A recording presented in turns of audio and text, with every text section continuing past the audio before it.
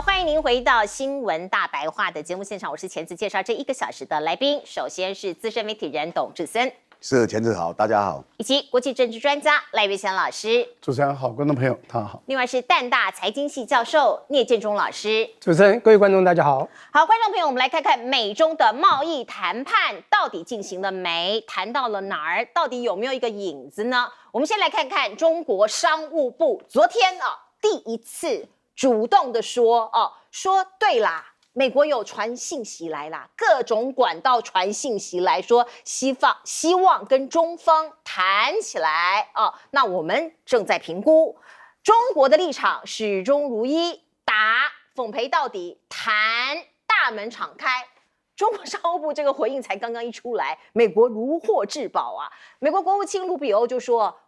中国人想见面谈立刻讲他说我们要安排啊，财政部长贝森特正在参与这项安排，见面很快就会开始。”我们再来看看，包括全球的媒体，其实对于美中谈判到底谁急谁不急底下或者是台面上怎么进行，都看得一清二楚，或者有自己的评断。包括你看到《华尔街日报》就讲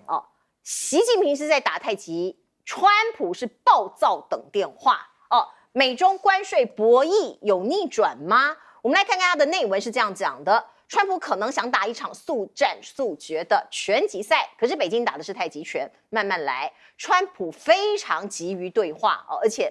完全流露出来，这对北京来说是一种证明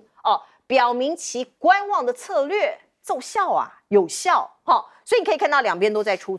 招。而另外，中国迟迟未就关税议题与美国谈判，可能会等到7月，这是最新的消息这是南华早报讲的。他说可能就慢慢等那7月的时候再来做谈判美国其实给了各国是90天的关税的宽限期4月初到这个5月、6月、7月，所以差不多7月再谈看起来也是合理啦。不过我们来看看呢，贝森特就说这个是再平衡我们美国其实某种程度是在做平衡，因为他认为中国经济失衡本质是让中国为美国经济的结构性矛盾背锅所以他讲的是这个新华社就批评他说他讲中国经济失衡论，就是想要把锅放在中国大陆。放在中国人的身上那这个需要重新平衡的是你美国人。那我们也可以看到，包括德国之音各种国际媒体都在看这一场戏。他就说美国正在变得越来越像中国。既然华盛顿不能迫使北京改变政策，也没有办法建立对抗中国的替代性贸易集团，那么你只剩下一个选择，你美国只能跟中国靠拢所以这场战争现在是 ING 进行式。可是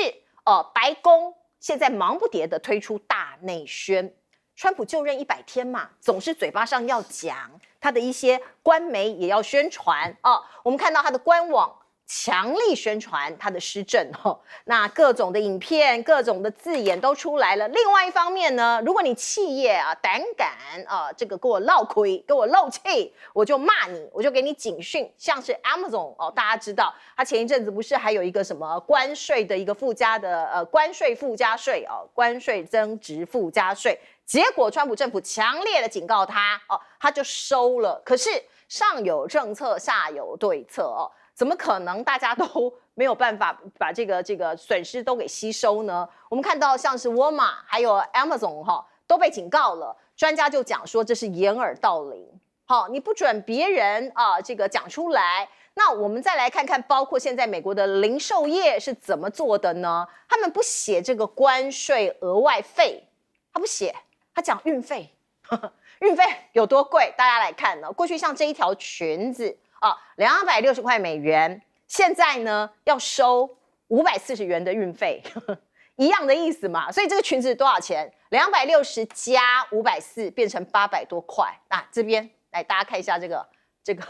账单，803块直接变奢侈品了所以你看到这个物品是这样。那另外，我们看到中国大陆电商已经提高输美的产品价格了哦。川普才刚刚讲说，中国要吞下关税呀，可是这些电商像Shein啊，还有各种的这个平台啊，像是玩具啊、美容啊、保健食品啊、家庭用品、厨房用品，通通上涨了。CNN 就说，中国进口货恐怕会减掉80%，短缺还有价格上涨倒数计时中。那另外呢，义乌这边大家知道它是一个非常有名的小商品城啊，做非常多这个很便宜的东西啊。那他们对川普翻白眼说不在乎啊，你订单不来，我们可以销到南美，可以销到欧洲去。来，先请教赖老师。现在已经进入谈判了，虽然彼此之间没有真正的坐下来面对面的谈，但是已经开始在空中交手了啊。对大陆来讲，故意把这个态度模糊化，其实是对美国的谈判是不利的。为什么？因为美国现在急于赶快要促成一些国家跟他完成谈判啊，例如说他放出风声说印度很快就要达成协议了，还有说日本也要达成协议，然后还有说韩国等相关的国家。那日本现在也已经发现说，中国大陆现在在跟美国谈判，然后顶得很厉害的情形下，那如果美国到最后跟大陆谈判的时候整个弃守了，也就是说因为大陆的主张底线已经直接告诉你了，就是你要用关税来胁迫我，那就不用谈了。所以你要跟我谈，那前提是把关税拿走，我们把关税拿走的前提下，我们开始来进行谈判。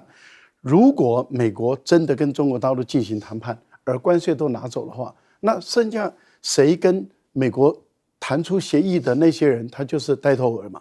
他要负政治责任的。例如说，我今天在你美国的关税的胁迫下，因为本来关税都是按照 WTO 的规定嘛，是你美国外加上来的25%的钢铁、汽车，然后对等关税10%，然后都在这条线上，你自己加上来的。加上来以后，我就投降屈服了，我就让你对我的关税啊，我就零关税，我甚至跟你多买什么什么什么等等的。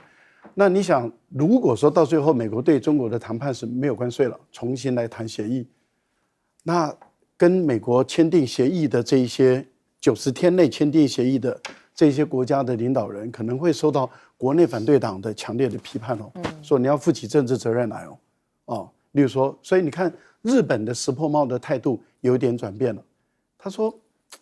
我们也是有美国政府公债的，那也就是说这次第2次谈判完2个多小时谈完，然后说我们尽快达成协议，但是我们有美国政府谈判的，如果你没有满足我日本的要求，那我很有可能在6月的时候丢你的美国政府公债啊，因为有一批美国政府公债到期了。美国怎么确定说日本会丢还是不会丢？到底掌握多少？会不会影响到美国的财政？会不会影响到美国到最后政府要破产？所以你可以看，对美国来讲他就急了，可是对大陆来讲，他又故意放出一个风声说，其实最好的方式是90天到期以后，看你川普敢不敢对于全世界全面性的课征对等关税。因为他本来是说90天嘛，然后财政部长又说我一定会如期的课关税。那对大陆来讲，那我也可以等到7月份。所以南华早报又故意放出这个讯息，可是南华早报有时候放的讯息有时候是很准确，有时候却不准确哦，那就是有意的是这样做。那你想，如果说中国大陆要等到7月，等你如期了以后，那结果你美国到时候不敢对于全世界课对等关税，川普的信用威信就扫地了嘛，因为大家在看到说原来你是一个纸老虎，根本不用怕。所以你看，好像要谈，又好像不要谈，好像急，又好像不急。那对卢比奥来讲，当然也要挽回美国一些面子嘛，所以他就一定要说：“哎呀，中国大陆很急，中国大陆急于跟我们谈判。”不过，我觉得我们倒是可以看看5月、6月一直到7月这段时间里面，到底会不会谈得出来？因为这个实在是很有趣的一种谈判术。这个谈判，我们也可以从中间来学习很多的一个东西。另外，我觉得大陆的一个做法很有趣，就是说他们的卖家，也就是出口商、生产制造商，我觉得他们经过这段时间的观察，然后看看其他国家能不能替代中国大陆所供应的商品，目前看起来好像没有一个国家可以满足美国的市场，也就是没有办法取代中国的一些市场的情形下，那也就是说已经确认了这是卖方市场，不是买方市场了。我觉得这个就是印证了克鲁曼他的论点。克鲁曼一直认为说，美国是一个最大的消费者，没有错，你是买家，看起来你买家应该占有优势。可是你不要忘了，如果卖方他占有1半以上啊，或者是甚至超过1半的话，他基本上他可以掌有这个卖方的这个定价权、议价权，就是他可以是卖方市场。你买不到货，你才麻烦呢。对，他不供货给你，他供货给别人。他只要在这段这个调整时期中，他有足够的经济，甚至有财政的援助，让他去找新的订单。那相当有可能你买不到货的话，你美国可能会慌哦。不管是关键的零组件、材料，甚至成品或者是这些商品，你没有，你货架空的，你卖场就完蛋了。所以我个人是觉得，现在大陆已经发现说，这现在是卖方市场了，我主动调价。你看这很特别吧？一般来讲，打关税战的时候，我是把价格下降，让我比它好卖出去。结果他主动把价格调高，你买不买？你不买就拉倒嘛。是，那这是又是另外一种战争。我觉得，目前来讲，确实关税战没有赢家，但是一定会有输家。是，来建中老师。OK， 这样子我来分析一下现在中美的问题啊。这次有幸刚好前几天呢，在川普100日之时，我在新加坡啊。那新加坡是一个多语言国家，尤其他要学英语，他的电视都是英语的。我当场看到川普坐在中间，他的右边从他这边看，他的右边就是我们的左边呢，当然坐的是卢比奥，他的右边第一个是那个赫格塞斯，就是那个国防部长，44岁那个还蛮帅气的国防部长。再来呢，再右边一点是 Luknik， 就是经济部长，就商务部长。他的对面是 Bessent， 好，不管怎么，再来是交通部长等等。那一天在玩什么游戏呢？我这样看很有趣，我很仔细观察。因为川普就你刚刚讲叫做大内宣，他叫100日的一个从白宫里面的会议。那你会发现这每一个角色在讲话都讲很久，都讲蛮有道理。但是我觉得言语之间都在支持川普你的政策，因为他那都中青内阁。川普讲就对的，川普我跟你讲，我们就这样，就大家都在支持之声。但是我觉得这是虚的，我感觉是虚的，因为他要坐好的位置，你川普给我这位置，我们大家要坐。但是比较中国不一样哦，中国受过刺激在 1.0 版，他那时候跟美国谈判13轮的时候，有该给你的东西，最后你美国是打死打到底。中国现在沉着应战，这次我发觉中国只有一个字能形容，叫做稳。我就非常稳。那你今天说他们两边说，那个不管找27岁李维特来说，中国有来谈了，有要谈的，贝森特什么都在讲，卢比奥都在讲，都是假的。但是中国想不想谈？绝对想谈，但他要坚持到底哦，不是奉陪到底。为什么？他很稳，为什么呢？不是打太极拳而已，因为他要有底气，筹码要拉高。他这次底气筹码以国力来讲还不一定比美国强，可是他知道只有沉着，因为我就算妥协，你一定打死我。因为王毅讲了4个东西很重要，他说第一个美国川普你出尔反尔，信誉何在？第二，听到中国崛起，你就慌张紧张。请问你自信何在？第三个，他说全世界高端的你拿走，其他只能做低端，你这公理何在？第四个呢，所有东西你要人家怎么样就要配合，你要怎么样就怎样，公平正义何在？这个东西是要他底气。那他讲了3个条件啊，很清楚嘛。第一个条件，请不要诋毁我们中华民族，不要再诋毁我们中国，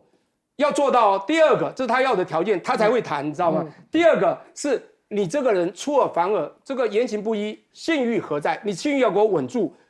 我才能跟你谈，要不然是白谈。第三也很重要，他说我们有国家既定政策，不要影响。其实这有影响到台湾了，因为他的一个解放，2027解放台湾这个事情，他们的政策，你川普只要一答应，他就可以做了。我是担心这一块哈。对，我先讲一下哈。所以这个时候中国要不要谈？想谈，但他不谈，就跟你坚持到底。我觉得这很重要哦。好了，所以美国每次讲他主动要谈，没有，他绝对不是主动，但他不会不想谈。什么时候该谈？也就是他要等到美国现在慌了。他乱了阵脚，他所有东西打下去，他回地球已经打得很严重，不管别的国家打或者中国打回去，现在中国太厉害，用科技来锁定，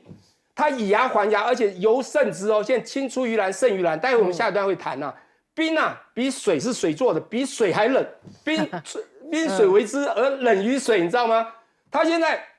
不管是你的稀土的出，你别国他一样帮你封锁，他现在很厉害，南韩、印度他这样玩，还有。等一下会谈大豆什么的，他是用 blockchain 用科技方式来锁定你任何一艘船在这边被预警了，他马上说你有问题，你美国货全部退掉。美国慌了。我跟你讲，这时候我觉得美国一定要示弱去谈，要不然他真的完了。所以那个你讲贝圣特讲了一个时候中国经济，我觉得这不用多说，我也这个非常清楚啊，这个全世界都看得到，这是美国心态出问题啊。我最后讲个 Amazon 就好了，给我1分钟。Amazon 怎么说呢？因为我在那边也看到 Amazon 这件事情很大，为什么你知道 ？Amazon 竟然他是第一个跳出来跟他说，我们那么贵，请大家不要怪我们，是关税使然，挂了一个关税。对，讲不好听，他旁边先弄了一个什么，你刚刚讲的嘛，什么额外运费，的确他们是要改变这个样子，因为川普不容许，他把它称为这叫做负面对关税的负面评级。Amazon 也会怕，有点求饶才去配合。但其他厂商企业都一样的想法，现在只好搞成叫做关税额外税。Amazon 事件也反映到一个很大的问题：美国的中小企业能存活的越来越难，对，中型甚至大型企业受伤的也很严重。它不是成本增加，影响它的通膨，要不然就是它的生存碰到危机。没错，这会整个蔓延到整个美国。美国这回地球再打半年，再打3月，你看嘛，川普很多都会慢慢松手，但他表面绝对是一个。我没有错，因为他的 apprentice 讲得很清楚啊，狂人法则，我攻击再攻击，他发现不对了，他永不认错，他不会讲错，但他死不认输，他最后还是会输了。对，而且我觉得很可怕是，他不允许你讲真话。Amazon 这个例子就是，来，董哥。对啊，大家可以看到亚马逊的贝佐斯啊，他3天前被白宫的发言人拿出他的照片，说他既然讲关税的负面。他是中共同路人，各位，好熟悉啊，对啊，好熟悉，对啊，台湾也会啊。大家可以看到，贝佐斯是川普就职时候5个科技界的代表坐在上座，贵宾贵宾呢？你看，只要忤逆一下川普，那他的结果就是这样。所以德国之音怎么讲？德国之音说，现在的美国越来越像中国他下面没有讲的就是。现在的台湾越来越像北韩像不像对，我们的检察官如狼似虎嘛。但是你今天看到川普的谈判，我告诉你他其实最主要，川普弄出这个关税，他当然要逼出各国来找他谈判。那这90天也未必真的是90天，可能到时候我再延长半年，怎么样都有可能，因为川普不可测，全世界没有人可以代表川普，包括川普自己，因为他反反复复啊。他签了不算他承诺了也不算没有信用怎么打？没有信用没办法跟他谈判，所以现在全世界在观察观察说，那我们现在要怎么来下这轴棋刚好今天日本的赤泽亮正，他是第2次，今天他跟贝森特今天谈那谈了很多人会说结果有什么？他说现在没有什么结果好谈就是赤泽亮正是日本的经济再生大臣，他就是谈判代表。对，那。第1次谈的时候，他进去，结果被川普围殴。川普说：“你们不要谈，到我办公室来。”结果川普所有大臣都在，他只有一个小日本人。然后开始，川普丢出一个什么？我们美国还在保护你们，把这些美金的费用一并算入。这个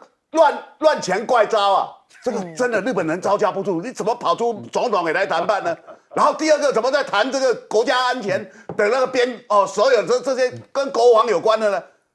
他说他今天讲他说其实美国谈判它就是一个完全的包裹，那你们现在问我结果都没有用，要每一项都那个。那美国到目前为止希望我们的农业要跟他都买，还有汽车也要跟他都买那这个当然我要跟我们的企业去打个招呼或怎么样。但是大家看到这一幕就发现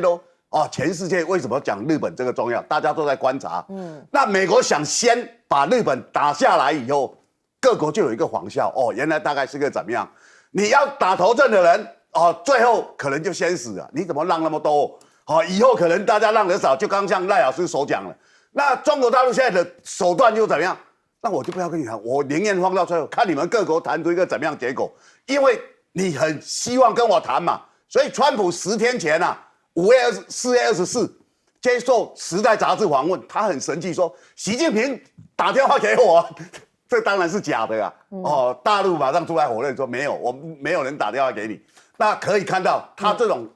怪钱乱招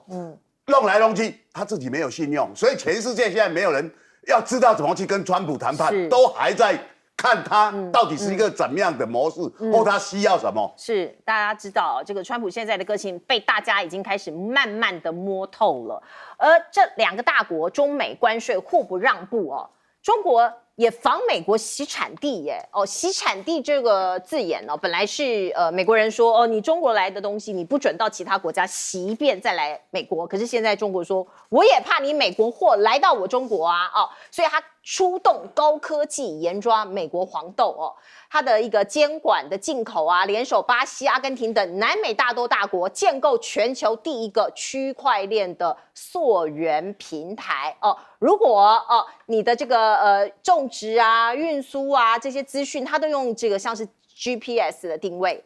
反正每一颗大豆你从哪里产的，从哪里送的，怎么样进来的，它都把你掌握。你美国的大豆不要想这个跑去中国，大概是这样的意思所以巴西总统就很钦佩说中方坚定有力反制对等关税，令人钦佩。而另外像是这些金砖国家也都在有一个外长的会议嘛，王毅就说大家一起团结起来，组织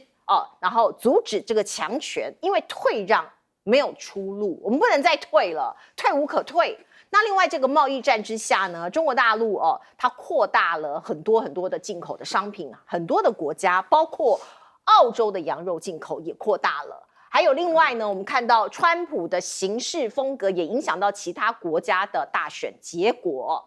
像是加拿大是一个例子，而澳洲因为它现在正在进行总统大选，它的执政党抗川拉台大选的选情，加拿大的模式可能会重演现在大家都在比谁可以强硬起来对抗川普，所以你看到包括艾班尼斯的这个中间偏左的政府已经这个选情被拉抬起来了，所以极有可能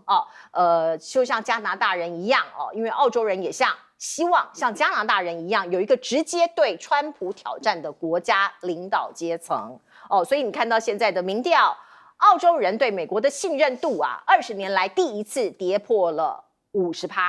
过去你知道澳洲人其实对美国人的好感度是高的。而另外加拿大我们刚刚提到了现在加拿大、墨西哥的汽车零件已经免关税了过去你看到几个月前，川普对这2个国家讲的话多么的硬，可是现在已经零关税了。所以卡尼当选对美国强硬，川普态度有放软吗？是这样吗？加拿大现在呢，全民对于川普的态度很不好。那有一些人对于这个特斯拉的马斯克也非常的敬谢不敏。像是加拿大有一名传奇歌手，他年纪已经很大了，70多岁了叫做 Neil Young 他推出一个新歌，然后呼吁大家就说赶快去生产多一点的汽车，电动汽车这个避免这个我们的空气被污染。可是他讽刺特斯拉的创办人马斯克，他说如果你是法西斯，你就去买特斯拉。可见他如何的抵制特斯拉，如何的讨厌马斯克。而另外我们看到加拿大的新任总理卡尼他有可能会让中国跟加拿大的关系更加升温因为他跟美国现在不交好了，那未来可能很多的贸易可能就会转到中国大陆，所以会打开跟中国大陆的商业关系。而欧洲也一样我们看到欧洲最大的联航公司，他公开警告波音说，如果你敢涨价，因为关税的关系，我就会改买中国制的飞机，像是 C919那这个是瑞安航空，这是欧洲最大的廉价航空他就说那我可以买中国商飞的 C919大家都在找出路。可是美国的议员就讲了说，你美国跟欧洲都不应该买中国大陆制的客机因为这个中国商飞跟中共的解放军关系很密切，如果你买的话，你就是等于帮助他们所以你看也有一些比较很极右的人就出来说话了。我们再来看看包括空中巴士 Airbus 重申年度交付目标他跟美国的航空公司说这个你们要承担关税如果你要买我空巴的飞机，你自己关税自己承担，我不会承担关税的成本，大家要划清界限。赖老师，我先回答那个美国议员的说话他说这个中国的商飞跟解放军有很密切的关系，而我们才知道川普才刚刚批准这个第6代战机是哪一个公司做的，你猜波音那波音跟美军不是关系更密切吗？当然所以我觉得这个议员要指责别人的时候先打自己的嘴因为美国的波音就是承制第6代的美国的战机我觉得军民两用这是一个常态，在美国来讲更是一个常态那这个模式艾森豪威尔已经后悔了，但是已经形成一个巨大的一个怪兽，大家都知道的事情。所以我觉得美国人自己要，有的时候美国人的问题是在于看不到自己，只看别人。他眼睛只在盯别人的缺点，从来不会看到自己的缺点。我觉得这种科技的区块链这个对于巴西、对于阿根廷是绝对有利，因为原产于巴西跟阿根廷的农民，他们就得到保障了。为什么？如果说有一些厂商他从美国进货，然后进了南美洲或者中美洲，再从这边出货到中国大陆去的话，就等于是鱼目混珠。那这样的一个科技的区块链一旦建立起来，对巴西、阿根廷南方共同体他们的这些这个农民来说，他们的利益就得到保障。当然，这个巴西的总统会很赞成嘛，而且会觉得说这个是他们本来做不到的，但是中国大陆做到，我觉得他们当然是非常的肯定而且很喜欢。现在的为什么澳大利亚他们因为现在澳大利亚在选举期间了，由于他们知道他们的在野党就是前任的执政党，他是亲川普的例如说莫里森，他是非常非常亲川普。那对于美国的川普也好，或者是这个马斯克也好，在德国大选的时候直接介入德国的选举，支持极右翼，而极右翼在川普跟这个马斯克的全力的支持下成长了1倍所以这个是德国的极右翼历史上第一次的赢了不是取得政权，而是一下子增长了1倍的席次。那大家都知道说川普是无所不干的，那对澳大利亚的选举来讲，你就不能排除川普会介入澳大利亚的选举，支持莫里森的那个派系，然后让他从今赢得政权。我觉得这是一个选举战在这个时候，大陆对于现有的这艾班尼斯他的这个政府的一个例如说他的采购，当然会有助于巩固艾班尼斯的选举嘛。所以这个事实上澳洲的内部的选举看起来也是中美之间在较量中，那到底对澳大利亚谁比较好？是能够跟大陆第一个最大的贸易伙伴做生意，还是要切断跟最大的贸易伙伴做生意？这个是要让澳大利亚好好的去思考，要不要走回头路。走回头路，那澳大利亚的经济状况也会往下走。那如果不走回头路，那么就走现在艾班尼斯的这种缓和跟中国的关系，对澳大利亚没有害处嘛？我个人是认为加拿大的问题是这样子，因为加拿大的坎尼在选举的期间，为了让他自己赢，所以他就要洗他过去跟中国之间的关系，对中国大陆讲的很多的重话，所以大家有在观察说他现在执政了，那他本身在执政的过程里面会不会慢慢的调回那么他跟中国的关系，我觉得这个是有待观察。所以我们没有看到大陆给这个坎尼祝贺电对没有祝贺电，没有。那这个就代表什么？代表还在观察这个人。是，来，聂老师，这个我也讲2个东西。第一个，刚才我们这个董哥讲到说，川普真的不可测，但是可不可测呢？当然我们真的很难测，因为他真的很高端，这个重商重利，一辈子那么多生意经验的人很难测。不过去年11月，我刚好在广东那个时候呢，当然我住在一个旅馆里面，我开了个中国金融学年会结果呢，那时候刚好川普选上，大家就在讲说，现在简单了，川普上来，这个人是有什么讲什么。虽然他蛮厉害，但是我们现在不需要什么外交家，都不需要，需要一个很能够揣测他心态一个谈判家。我觉得中国可测他，中国现在那么稳，我刚刚讲，就是因为他知道川普最后会输，所以他们知道我们必须稳，底气拿高，弄到筹码，我们就可以把川普玩到底。我觉得他们现在是这样我觉得这一套很厉害，所以你会发现不管抛售潮是不是债券，是不是中国，再讲那个波音飞机也不管了这个东西还没有定论，说人家是买你的这个919，重点是稀土的事情。如果之前你也知道，南韩他现在也告诉南韩，你先买我的稀土，你就不要从你那边出到美国，他一样不准你洗产地，而且是出去的高科技不准洗。好，再来呢，他会对印度不是说，印度可以买你10架，他现在还有将近200架没交，就算印度买10架也是很少，对不对？但你只要买，他一样说你那边我也不给你。再来，现在返回来洗产地，就是我刚讲的，厉害得不得了。你看他今天用的叫区块链 blockchain 这是一个高科技。blockchain有什么特色呢？这双第一嘛，第一个去中心化嘛 ，decentralization； 第二个呢 distributed ledger， 就每个人都有个账簿，跑不掉。它有预警机制。然后呢，4月29号不是有一个这个 BRICS， 就是金砖这个国家会议在巴西吗？你要见巴西、中国、阿根廷联手做一个大动作。你刚讲大豆黄豆是吧？对。不得了哎！你现在全球你这样，美国靠这个农民，大豆是很重要的大豆黄豆，是全世界产量最多的是谁？巴西38%，美国31%，不少。对。再来阿根廷13%，然后中国5%。好了。除了美国之外，现在不是没有美国的未来？这《经济学人》4月5号的一个版的一个全球化世界，就是没有美国，没有美国的全球化世界。出现啊，这4个大产国，阿根廷、巴西、中国全部用 Blockchain 锁定。笑话来了，3月份出现了一个巴西、中国的航运线的货轮走到一半被预警，怎么回事？查了一下，你在密西西比停了72小时，这有问题，打开看。里面有20万黄豆是美国产的，美国黄豆退回。再来，4月又发生了阿根廷号这边有30万吨的大豆，结果他发觉预警什么原因呢？蛋白质超标，这个怪不属于我们产的。打开一看，包装麻袋美国的退回。这很严重哦，因为它这个预警机是怎么样呢？你的生产地它会标示，你的收割期间会标示，你出去航运走的路沿它会标示。这使你想到，因为美国中国现在真的太稳，他做以牙还牙 ，like for like， 就冰冷于水，冰水为之冷于水，它真的比水还冷啊！现在比水还冷，它对你更狠啊，不是青出于蓝而胜于蓝哦。你青和蓝我还不会分，但冰绝对比水冷。所以那个 like for like 这种以牙还牙，它做到极致，它用美国锁它的科技。他用科技去锁你所有的其他东西，我讲中国的科技已经不输你了。美国将来一定怕嘛，他选票仓也在农民，请问一下怎么办呢？我觉得中国这个已经做到超过他们的那个，这里面还有很多其他的故事。我觉得再走下去，你说我这样看啊，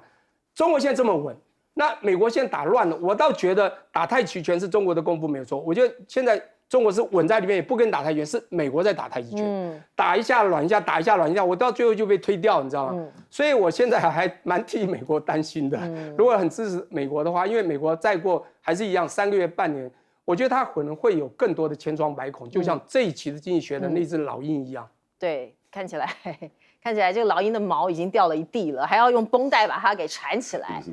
来，董哥。对啊，其实这2天科技界最重要的谈话跟台湾有关，是黄仁勋的讲法啦。黄仁勋讲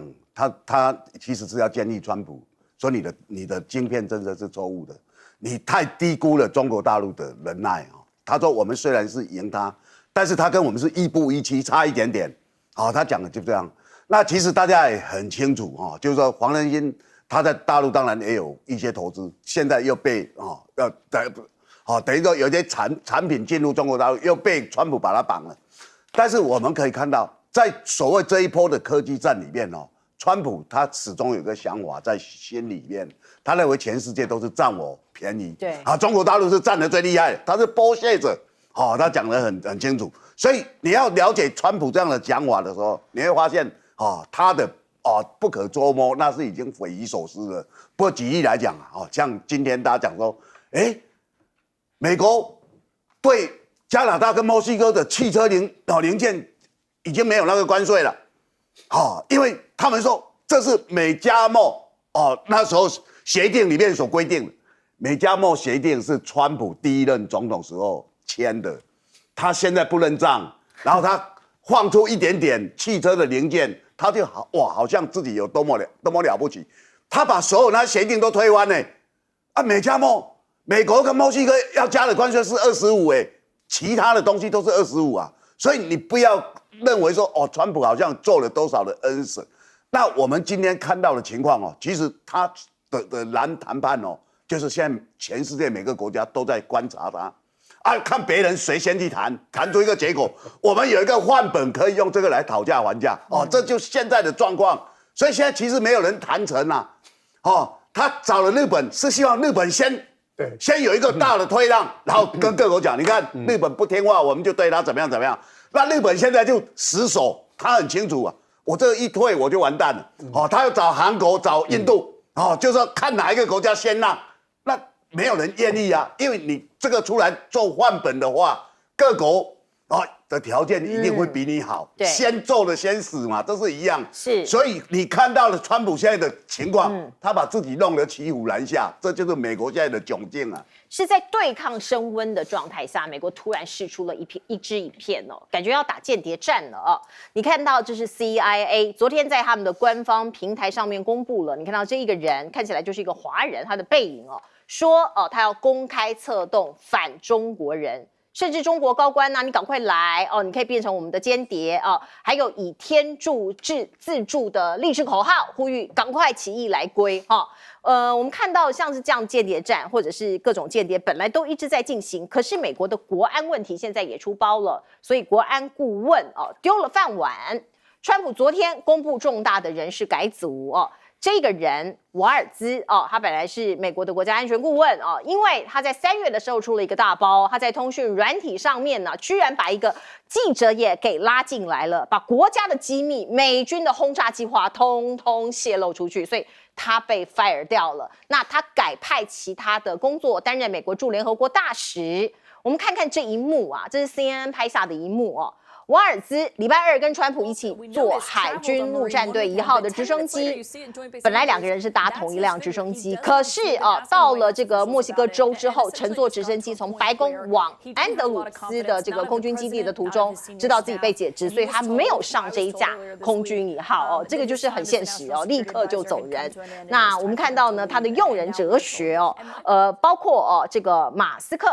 在他上任初期，前面3个月对他非常重视那甚至成立了一个效率部 DOGE， 然后说是砍了好多人，省了好多钱，结果说省多少？1600亿，看似蛮多的，可是算一算这个算盘，其实好像也不太划算，因为你重新雇用，还有生产力的损失，还有好多人的这个带薪休假，数千名带薪休假的工作人员，加起来1350亿，所以一来一往，其实你省不了几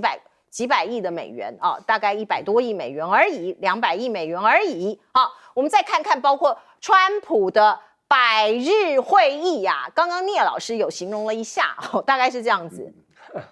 全部的这个文武百官坐在一起，然后一起群起拍马屁，简单讲就是这样，真的就不断的就说哇，川普好棒棒，川普好厉害，一直在赞美川普，而且非常的感谢他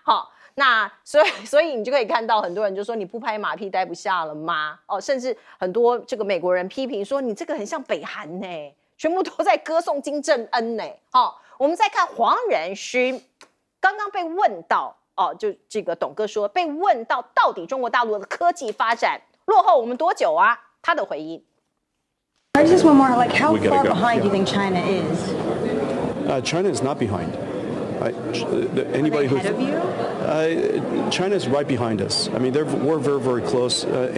But remember, this is a long-term. This is an infinite race. This is a country with great will, and they have great technical capabilities. 50% of the world's AI researchers are Chinese, and so this is an industry that we will have to compete. 好，黄仁勋的回答大家听得非常清楚，中国亦步亦趋尽管在我们后面，可是就在我们的后面，它没有落后很多所以尤其是一些所谓的人才几乎1半以上都是中国人。我们看到传说黄仁勋跟美国议员开会讨论华为晶片的问题，他并且表达了如果你限制这个华为的 AI 晶片，以及限制辉达对中国供货，可能会提升华为晶片的竞争力所以有可能川普的关税战是在砸自己的脚，因为美国的全球 AI 竞赛有可能因此而落败呢。现在传出另外一个消息 ，EUV 光刻机的技术现在在中国大陆有重大突破，理由是 ASML 的前员工，他也是科学家，叫林南，他跳槽过去来主导这个中国大陆这 EUV 光刻机的一个研发。而另外我们看到呢，川普现在打算松绑阿联酋出口的限制，那市值大增超过2兆，讲的是辉达的市值，因为那个时候有人认为阿联可能跟中国大陆交好如果你不对它有限制的话，它会绕过去。那现在要松绑了吗？来，我们来问问赖老师。我觉得黄仁勋他不能够说这个中国已经领先美国所以但是他也不敢说中国落后美国。那他为什么不能说中国已经领先美国？其实中国已经领先美国了，为什么？美国的晶片，例如说黄仁勋的 AI， 它的晶片要靠台积电，台积电的制造能力是在台湾，当然是被强迫搬到美国去，但是制造能力在台湾，光科技在荷兰，有一些原料跟设备是在日本，所以美国是没办法自给自足的。美国是强在于这个先进的一个设计能力，可是它没办法自给自足，而中国大陆现在几乎都可以自给自足了。例如说，它光刻机已经看出来啊，快要完成了，所以ASML 它压力大到不行，因为它也发现它的这个营业额一直在下降。而中国大陆如果光刻机一旦制造出来了以后，它卖出去，它以后会跟这个荷兰竞争的。可是大陆自己有光刻机，大陆自己有制程，大陆自己有设计。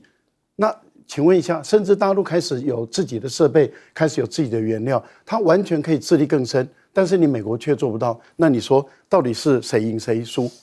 啊，你美国只要ASML被封了，你美国的光刻机就等于是零了嘛？你台积电被封了，你美国的最后的那颗最重要的晶片，你就等于是没有了嘛？所以我觉得在这个部分里面，其实黄仁勋看得很明白，看得很清楚。以全体的半导体来讲，中国大陆已经几乎快要完成全自力更生了。那到底谁赢谁输？当然很明白的，就是大陆赢了嘛。你美国根本是很脆弱的，你只能靠着盟友啊对你的加持。可是如果有一天你的盟友真的撑不住，或是出了什么状况，你的整个半导体就停摆了。我觉得这个是一个明显的一个道理。另外 CIA 真的是很明显的，他的情报工作做得很失败，打不进去就采用海底捞。这个是在我们看到情报工作里面最笨的一种做法，就是用海底捞，就是说，哎呀，我公开一个网站，你们这些贪污腐败的官吏，我帮你漂白，漂白以后，因为这些贪污腐败的官吏是最容易辩解嘛，策反，因为他会贪污腐败、违背初心，然后去捞人民的血汗钱，然后去拿厂商的钱，然后去卖官、买地、卖地等等，这些腐败的人，他很容易辩解，他本来就没有节操。现在 CIA 要吸收的就是这些人，可是问题是，当他公布的时候，你怎么知道大陆不会使用这个反间？你既然公布，我也安排一些人进去，对不对？那我了解你的作业系统，我就可以透过你的作业系统去掌握我更多的这些贪官污吏要辩解的。可是我觉得美国人这样做的一个问题会在于说，你把这些贪官污吏漂白化，其实就是证明我们目前所谓的民主制度本身到今天为止有抓了多少贪官污吏？难道我们这种制度里面没有贪官污吏吗？美国多到不行啊！你看我们现在甚至高度怀疑美国前段时间股市的大量的震动。到底是不是官商在勾结，在操纵股市？那么是不是川普自己本身在操纵股市？难怪他会说他的朋友你们都赚翻了吧？是这句话难道还不用去移送法办吗？来，我们进一下广告。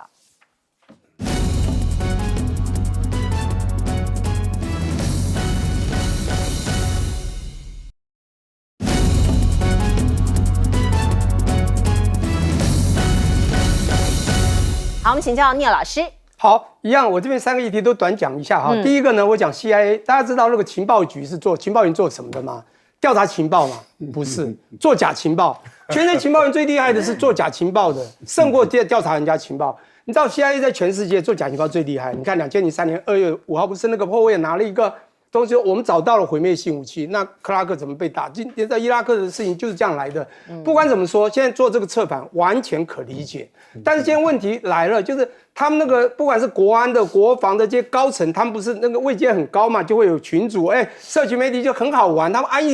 日子过久了，你知道吗？现在都在那边玩游戏，自己的生活全部都进去，他的军事生活都变成他一般生活了。还不小心请了一个很重要的政治记者进来，也把他当好朋友，把所有东西告诉他去报道，这不是很可笑吗？所以他被解雇是真的，但是又出现第2次，你知道，后来那个是连续2次，而且都是高层。我真的看了以后，美国现在到底在怎么不知道。好，第二个，那再讲说，你说媒体官媒大内宣，还有一个是官员，你刚刚讲拍马屁，我不知道用这个字啊，真的是那个。川普说人家 kiss 他的 S， 但是实际上他没有讲他的官员 kiss 他 S， 你知道？现在重点，我觉得那天我真的看得很仔细，反正在旅馆，反正住的饭店还不错，就在新疆，我就仔细听每一个人啊用英文讲话讲的，我仔细去听完整，真的都急于表现，要很稳重的讲我自己怎样。川普你的这样，我们要怎么样更好更好。真的，当然这个也很合理啦，大家要坐他的位置，当然会这样讲。可是我觉得他们都不是真正好像这个国家怎么好，或者他们只是想要配合川普讲一些话。我觉得这个有点虚就对了哈，就是百日那个，反正这个百日我们看不到他什么维新，就是蛮惨的。好，最后一个我要讲。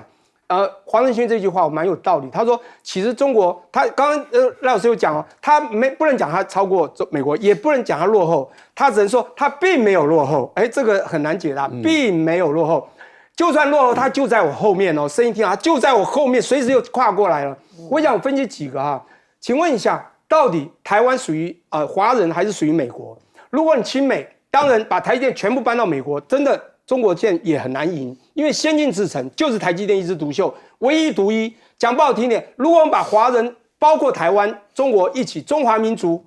美国怎么比？你的设计端，你有办法像我们的制造、封测全部抓去吗？在3奈米以下做到1奈米哦，你用传统的 FinFET 都可以做这么办，不用像个三星做的Gate All Around 的做法，只有台积电。好了，所以美国也很聪明把它抓去。可是重点来，他讲了一个重点。全球的这种高科技的东西里面有一半是华人。是，我们从60年代他们当时追赶登陆月球、登陆这个太空的时候，请问一下，在尼克森总统那个时候，不是尼克森啊，这甘乃迪总统的时候，里面用了多少华人？都是聪明厉害的华人进到 NASA 里面去。对，我必须讲这个，我讲那个 ChatGPT 也是一样，所以包括黄仁勋自己也是华人啊。是啊，所以这些人说不好听，当中国有个问题，就是他们反共产党的这一群人在反共在那边，就会为别的国家做事。一旦他们的民族意识抬头，你觉得美国怎么会赢中国？我最后讲一个，就是刚讲艾斯摩尔是一块了，因为中国的光刻机真的是到了一定水准。可是我要讲中国的所有东西，成熟制程绝对世界第一了，可先进制程真的还是输。那你说他会不会追上？就是黄仁勋讲，他就在我后面，就在后面。你看嘛，他那个中心那个当时在浦东的中心，他不是突然7奈米出来，给了华为做了一些东西，他现在还在继续往前冲。对，他随时就跟他的军舰一样，哪天又电磁弹射一样又出现了。我跟你讲，美国就马上跨前面一步，美国就更惨了。好，我们先进一下广告。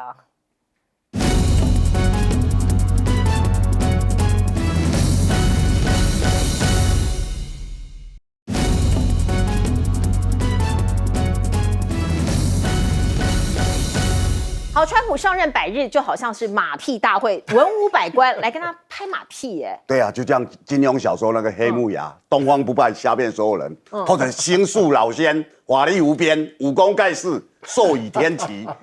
大家可以看到，就是那副模样啊。那其实啊，大家可以啊，川普啊，他喜欢人家恭维他，